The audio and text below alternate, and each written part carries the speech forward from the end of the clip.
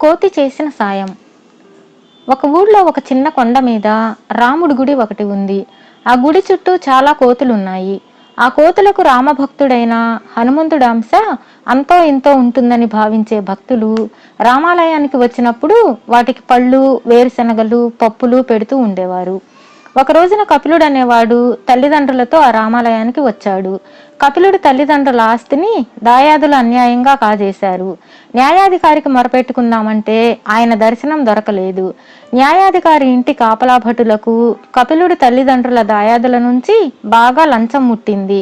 అంతకంటే ఎక్కువ ఇస్తేనే భటులు వారికి న్యాయాధికారి దర్శనం ఇప్పిస్తామన్నారు. అంత డబ్బు లేక ఎవరి సాయము అందక కపిలుడి తల్లిదండ్రులు శ్రీరాముణ్ణి ప్రార్థించడానికి కొండ మీద గుడికి వచ్చారు.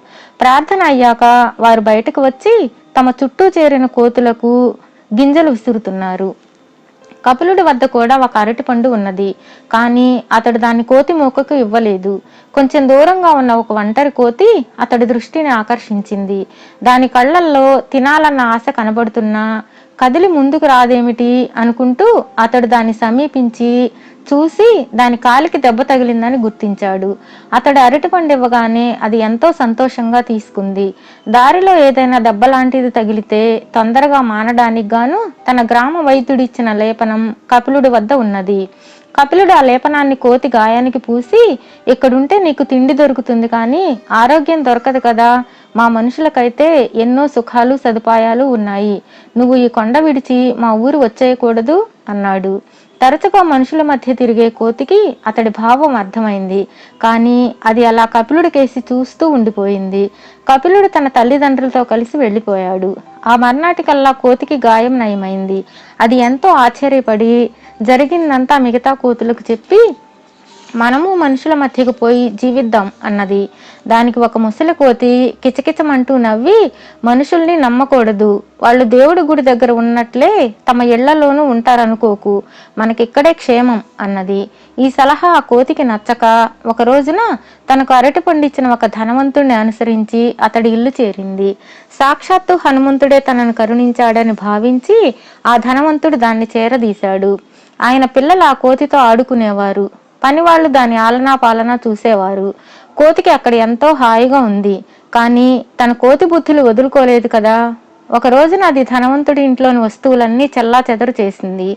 పనివాళ్లు వెంటపడి తరిమితే తోటలోకి పరిగెత్తి మొక్కలకున్న పువ్వులను తుంపేసింది.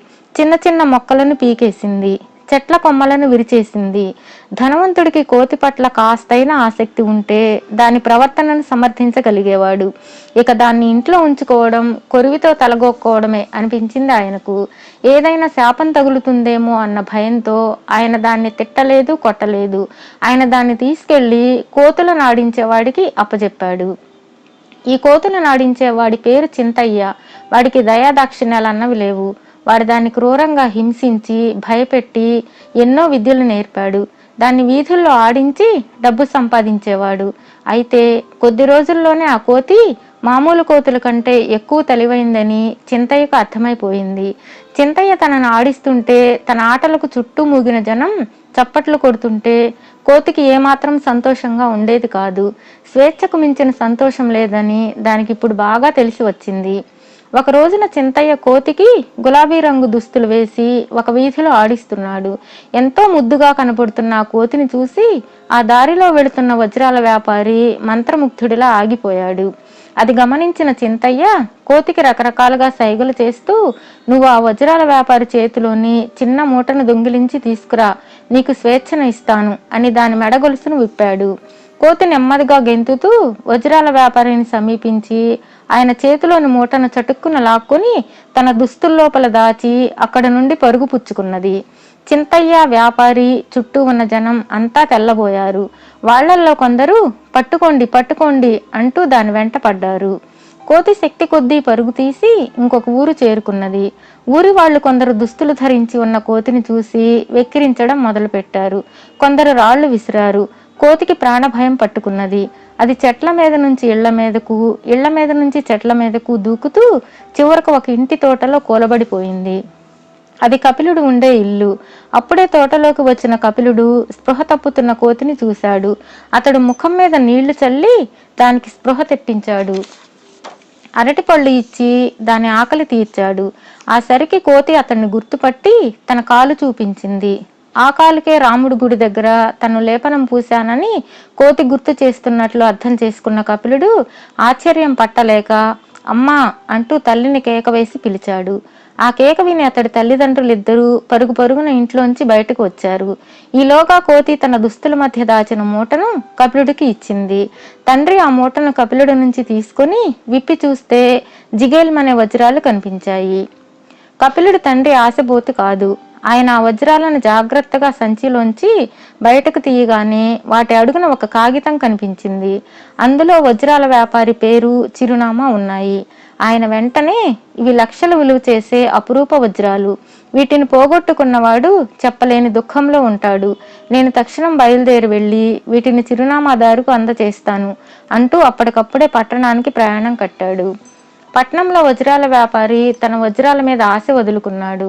కపిలుడు తండ్రి వాటిని తెచ్చి ఇచ్చేసరికి ఆయన ఆశ్చర్యంతో మునిగిపోయి, ఈ కాలంలో మీ వంటి వారు చాలా అరుదు.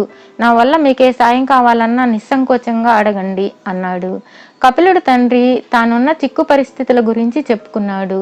వజ్రాల వ్యాపారి వెంటనే, అయ్యో, ఆ న్యాయాధికారి నాకు మంచి మిత్రుడు, మీకు క్షణాల మీద న్యాయం జరిగే ఏర్పాటు చేస్తాను అంటూ కపిలుడి తండ్రిని న్యాయాధికారి ఇంటికి తీసుకెళ్లాడు. తన ఇంటి కాపలా భటులు లంచగొండులుగా మారారన్న విషయం రుజువవగానే న్యాయాధికారి వాళ్లను పని నుంచి తొలగించి కపిలుడి తండ్రికి అతడి దాయాదుల నుంచి తిరిగి ఆస్తినిప్పించేందుకు గట్టి ఏర్పాట్లు చేశాడు. పట్టరాని సంతోషంతో ఇంటికి తిరిగి వచ్చిన తండ్రి నుంచి జరిగినది విన్న కపిలుడు, నాన్న, మనకి కోతి వల్లనే కదా ఆస్తులు తిరిగి లభించాయి, దీన్ని మనం పెంచుకుందామా అన్నాడు. తప్పు బాబు, మనకెంతో మేలు చేసిన ఈ కోతి స్వేచ్ఛను మనం హరించాలనుకోకూడదు అన్నాడు కపిలుడి తండ్రి. కపిలుడు నిస్సహాయంగా కోతి వంక చూశాడు.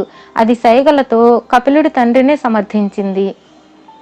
అది మరి అనుభవాల ద్వారా బ్రతుకును గురించిన పాఠాలు నేర్చుకుంది కదా. వారం తర్వాత కపిలుడి కుటుంబం కోతిని కొండ మీద రాముడి గుడి వద్దకు తీసుకువెళ్లి అక్కడ విడిచిపెట్టారు. తమను కష్టాల నుంచి గట్టెక్కించినందుకు శ్రీరాముడికి పూజలు చేసి తన భక్తిని వెల్లడించుకున్నారు. అప్పటి నుంచి కపిలుడి కుటుంబం ప్రతి ఏటా రాముడి గుడికి వెళుతూనే ఉండేవారు. తల్లిదండ్రులు రాముడి దర్శనం కోసమే అయినా కపిలుడు మాత్రం రాముడి కంటే మిన్నగా తన రామబంటును చూడాలనే వెళుతుండేవాడు.